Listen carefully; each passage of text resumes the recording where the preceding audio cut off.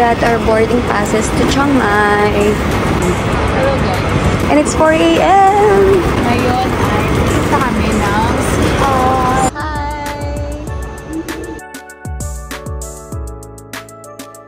Ay, hindi na. Last ko lang ito yung card. Ganda na. Yay!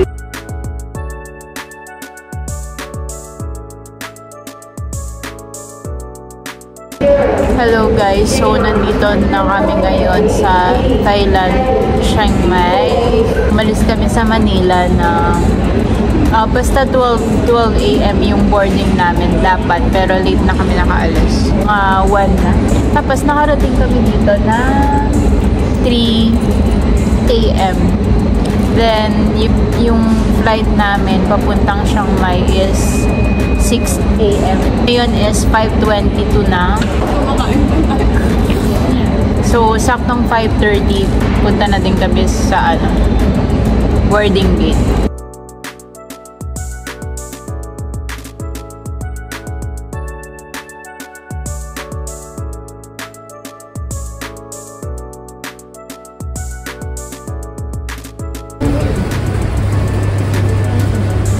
Your Honor, di ko na po maalala.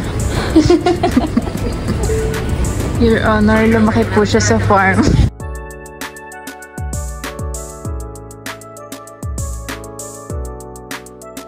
Spy. Your Honor.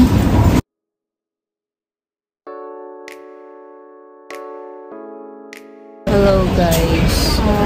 I'm with Alice Guo again. Your Honor. Your Honor, wala po kaming mabook. So, inaantay namin yung Bolt car 6 minutes before siya dumating. Sana di niya i-cancel. Kasi lobat na po si Alice. Your Honor. Gusto na po namin matulog.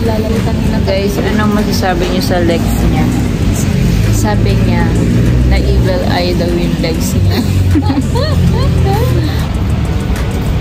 Ako na Ano po masasabi niyo? Ano pong gamot marirecommend niyo para mawala yung rashes niya?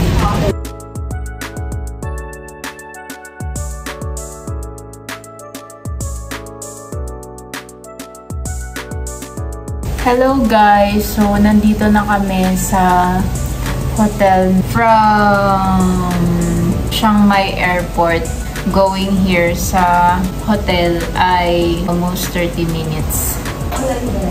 Yes, maulan dito ngayon. So, sana tumigil siya mamayang hapon kasi lalabas kami. And sana, pati sa mga susunod na araw, hindi maulan. Tutor ko kayo sa aming room for 4 days and 3 nights.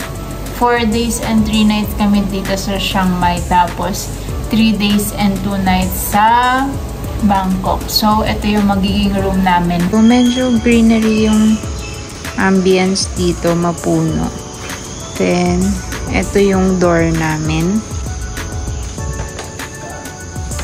Then, pagpasok mo, ito yung CR. Ayan.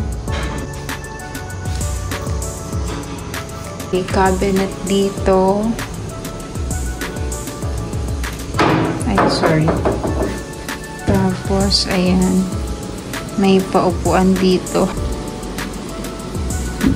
Tapos, ayan na yung bed. Then, ito yung vanity mirror. Tapos, TV. And then,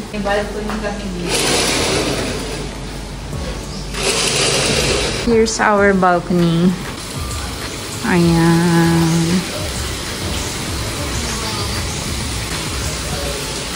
Ayan. Then, may fountain dito with fishes. So, ayun lang guys, ang aking room tour. So, magkano natin to na book, sis? Ilalagay ko na lang sa screen yung exact amount. Ano siya, meron kaming discounts sa Agoda nung araw na yun. Yeah. Pero regular price na 3,500 baht a day. So, ilalagay ko na lang sa screen yung exact amount niya. With free breakfast pa. So, yung room okay naman, pero ano, Oo, tahimik. Which is good para sa akin. Sa akin, okay din yung ganitong tahimik. Gusto ko din tahimik. Pero dapat ka lagi naka-close yung yung mga door kasi baka pumasok yung lamok. Gusto nyo ng parang nature na vibe. Hindi pa kami natutulog. Huling tulog namin last night.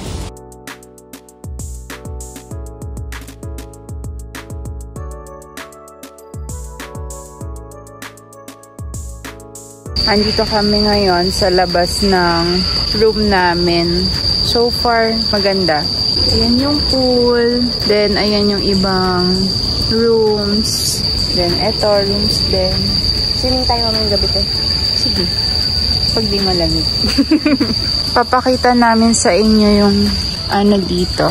Ambience. Ayan, rooms yan guys. Rooms yung mga yan. Ayan. Ito pa, rooms yan. Tapos yan, may mga paganyan-ganyan.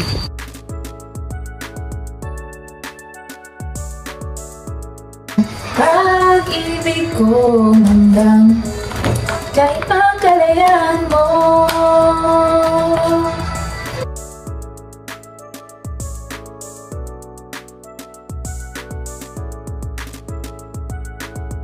Guys, nandito kami ngayon sa Faye Gate ba yun?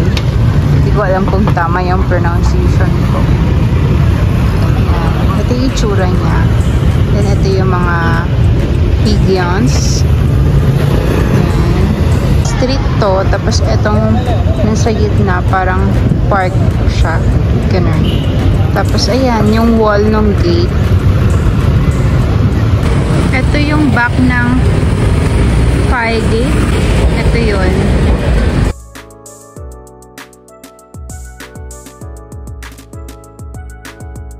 Now, we're currently walking from Faye Gate.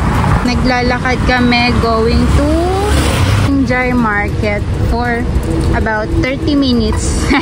Medyo malayo pero okay lang kasi wala din kami ibang agenda. And may papakita pala ako sa inyo. Alam nyo, ang galing dito kasi pagtatawid, ipipress mo yung button. Ayan. Saka mag-start yung countdown ng pagtawid. So, eto, ganito yung daan nandito.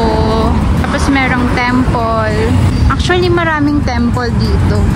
Okay, 15 minutes na lang. Ang sarap maglakad sa ibang city.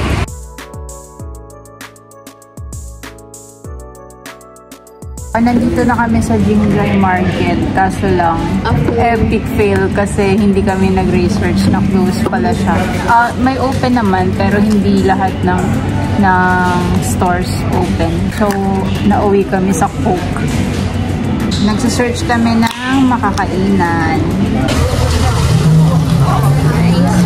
Ayun guys, nandito na kami.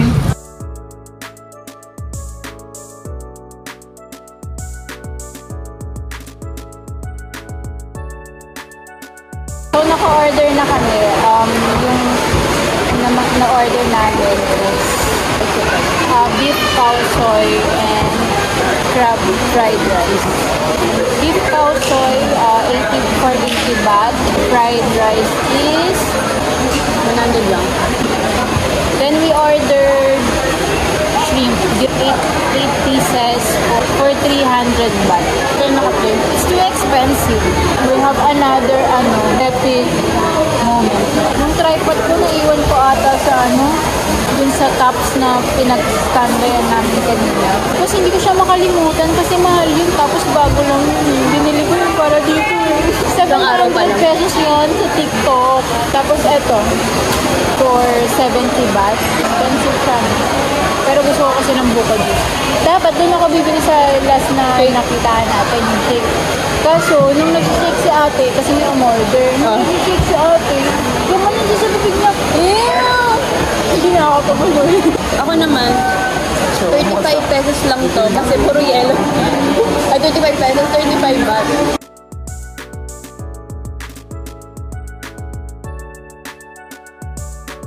Day 1 is so much epic moments and splurge much money.